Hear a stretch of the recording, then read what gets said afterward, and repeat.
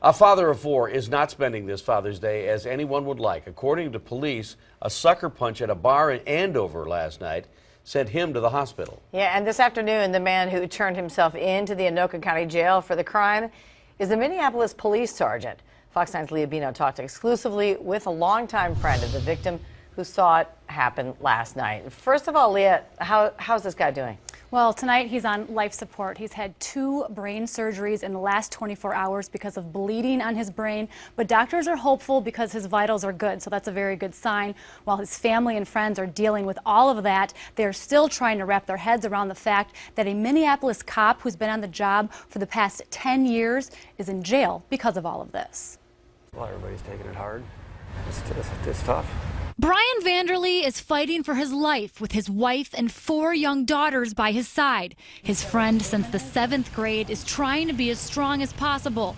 Mike Archambault last spoke to him on his cell phone as he was pulling into Tanner's parking lot in Andover. He was going to meet Vanderlee, his wife, and brother for a drink on the patio. He says, well, where are you at? Get in here. And I said, I'm in the parking lot, you big dummy. I said, I'll be right in. And he said a couple things to me, and then the phone went dead. Phone conversation just dropped. One punch during that call left Vanderlee unconscious after his head hit the concrete. Guy in a black shirt come running out of the patio area of Tanner's.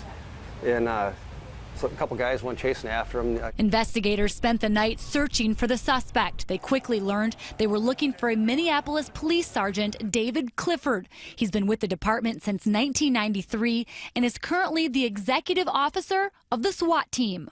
Protect and serve, and this is how he acts when he's out. I mean, they're at a public restaurant.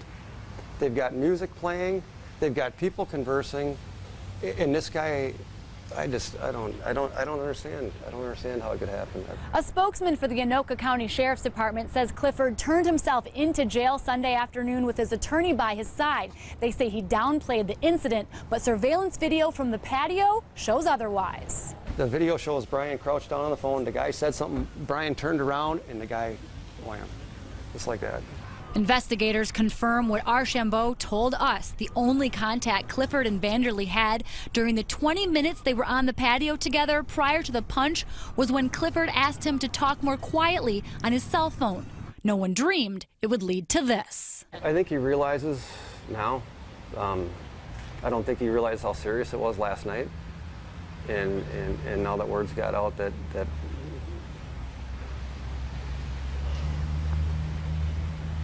Brian is in the condition he's in, that he better do what's right.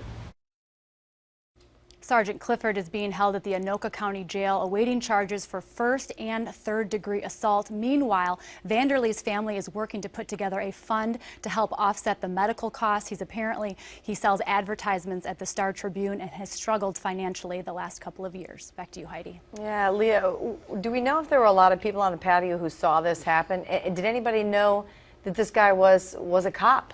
We're told it was about 10, 12 people or so. A few of those people were with the victim. A few people were with the sergeant. And it's unclear exactly how police found out that he was a Minneapolis cop that they were looking for. But last night they alerted the Minneapolis Police Department that they were looking for someone within the department. They went to this guy's house, and the family was very relieved this afternoon around 1:30 when they found out that this sergeant turned himself in. A Minneapolis police sergeant is in jail following a fight over the weekend that has put a man in the hospital in very serious condition.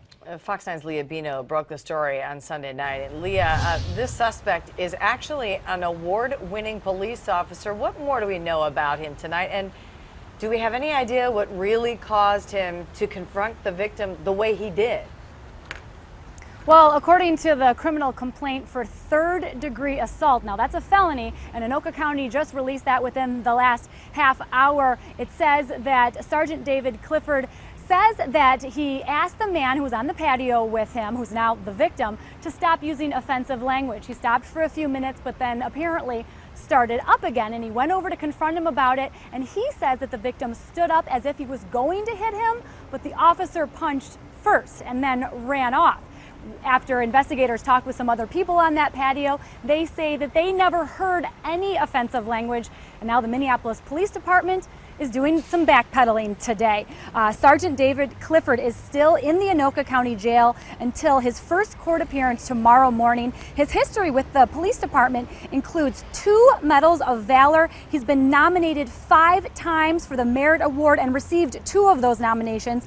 Plus, he served with the UN in Kosovo. Not to mention, as we told you last night, he's the executive officer with the SWAT team and has been with the department for nearly 20 years. Investigators in Anoka say his story doesn't exactly match up with the surveillance video on that patio in Andover last night and some of the witness statements. Plus, on top of all of this, Heidi, we realized that Sergeant David Clifford was also part of a lawsuit from the late 90s. You'll hear more on some of the similarities to this case. You'll hear that coming up at 9 o'clock. Back to you. Wow, so much new information. You know, when this first broke yesterday, we had been hearing that it was about a cell phone conversation that was too loud, and the officer had asked this gentleman to tone it down a bit, and that sort of started the whole thing. But we're also hearing Correct, now, and that's what the friends and witnesses are still saying. They're still saying it was about him talking too loud on the cell phone. Now this new statement from the sergeant says it was about offensive language. Right, understood. And then we're also learning that he left the scene after this happened. Do investigators have any idea where he went? Well, apparently he eventually got picked up by his wife later that night, and then when officers, they knew his name, they knew who they were looking for that night. They went to his house, knocked on his door, saw that everything was dark, everything was quiet. According to the criminal complaint, he admits he was inside hiding at that time, didn't turn himself in until about 1:30 Sunday afternoon with his lawyer.